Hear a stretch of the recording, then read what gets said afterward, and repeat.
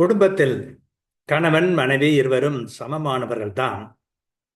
ஆனால் சாதாரணமாக சமுதாயத்திலே குடும்பத் தலைவர் கணவர் என்று நாம் அறிவோம். அந்த கணவர் எத்தகையவராக இருந்தால் நன்றாக இருக்கும், அப்படி இருக்கிறாரா என்பதை பார்த்துக் கொள்வதற்காக இந்த தவக்கால கண்ணாடியை அவர் பயன்படுத்துகிறார். இந்த தவக்கால கண்ணாடியிலே அவர் தன்னை பார்த்து தான் எப்படிப்பட்டவர், எப்படி இருக்க வேண்டும் என்பதை உறுதி செய்து கொள்ள வேண்டும். கணவர் குடும்பத் தலைவர்.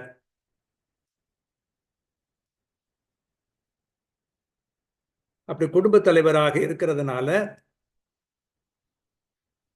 குடும்பத்தின் நன்மைகளுக்கு அடிப்படையாக அவர் செயல்பட வேண்டும்.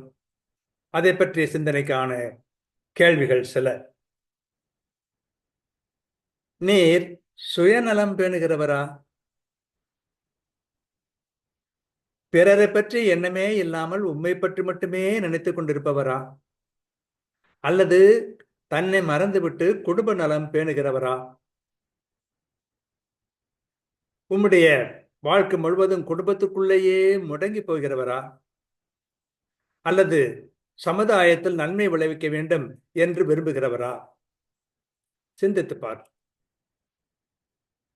அன்பிறைவா, நான் மனம் திரும்ப வேண்டும்.